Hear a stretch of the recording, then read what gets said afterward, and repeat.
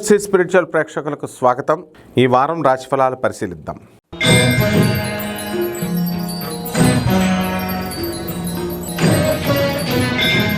కన్యారాశి. ఈ కన్యారాశికి ఈ వారం రాశిఫలాన్ని ప్రొఫెసర్ డాక్టర్ ముల్లపూడి సత్యనారాయణమూర్తిని నేను మీకు తెలియజేస్తున్నాను. మరి ఈ కన్యారాశి వారందరికీ కూడా గ్రహస్థితి ఏ విధంగా ఉందంటే బుధ, శుక్ర, రాహు, రవి గ్రహాలు మీనరాశిలో, శని కుంభరాశి వృషభంలో, మరి ఈ యొక్క గురుడు కేతువు కన్యారాశిలో సంచారం చేస్తున్నాడు. కాబట్టి ఈ యొక్క కన్యారాశిలో ఉన్నటువంటి వాళ్ళందరికీ కూడా భక్తి బాగా పెరిగిపోతుంది. తీర్థయాత్రలు వెళతారు. అనుకున్న పనులు అనుకున్నట్లు సాధించుకుంటూ ఉంటారు. ఉద్యోగం రావట్లేదండి అని బాధపడుతున్నటువంటి వాళ్ళందరికీ కూడా ఉద్యోగం వస్తుంది.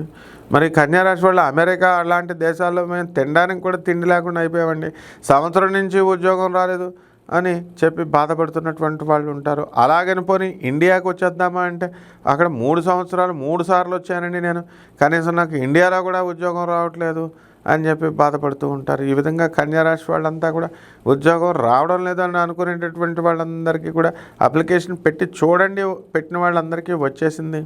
మరి అలాగే అత్తగా మామల మధ్య గొడవలు, ఇలాంటి గొడవలన్నీ కూడా వాటి ప్రభావం మీ ఇంటర్ఫిరెన్స్ ఉంటుంది. వీటి నుంచి మీరు దూరంగా వెళ్ళిపోండి. భర్త మిమ్మల్ని మీ యొక్క ఆస్తులన్నీ కూడా మీరు జీపీఏ చేసినట్లయితే మీ అమ్మగారు వాళ్ళంతా కూడా జీపీఏ వేస్తే వాడు అమ్ముకొని రాడనమాట. అమ్మేసుకుని వాళ్ళ అమ్మ నాన్నవాళ్ళకి ₹1,00,00,000 ఇచ్చి మిగతాది మీరు అడిగితేనే మీకు ఇస్తాడు, లేకపోతే అతని పేరు మీదే పెట్టుకుంటాడు. ఈ విధంగా చాలామంది కేసుల్లో జరుగుతోంది. మరి ఈ యొక్క కన్యారాశి వాళ్ళు భార్యాభర్తలు వేరే వేరే ఇళ్లల్లో ఉండడం, వేరే వేరే ఊర్లలో ఉండడం, ఇలాంటివి జరుగుతున్నాయి. ఇక రైతుల దగ్గరికి వచ్చేసరికి మీకు రైతులంతా మంచి వ్యవసాయం చేస్తున్నప్పటికీ కూడా ఫలితాలు ఇంకా మీకు రావడం లేదు. అదేవిధంగా అప్పులు మీరు రైతులు తీర్చలేకపోతున్నారు. భార్యాభర్తల మధ్య వితండవాదాలు పెరుగుతాయి. వితండవాదాలు పెట్టుకోకండి. జీవిత భాగస్వాములు, వ్యాపార భాగస్వాములతో ఈ యొక్క కన్యారాశి వాళ్ళంతా కూడా మీకు ఆడవాళ్ళకి చాలా సంతృప్తికరంగా ఈ జీవితం ఉంటుంది. ఇక పరిహారాల దగ్గరికి వచ్చేసరికి రాహు జపం చేసుకోండి, రాహు స్తోత్రాలు చదవండి. రాహుకి కిలోంపావు మినుములను ఆవుపేట రంగు ఉన్నటువంటి వస్త్రాల నుంచి పేద బ్రాహ్మణులకి శనివారం నాడు ఉదయం 8 గంటలకి దానం చేసుకోండి. అలాగే దశమహావిద్యల్లో ఒకటైనటువంటి బగళాముఖి అమ్మవారి యొక్క హోమాన్ని మీ ఇళ్లలో జరిపించుకోండి.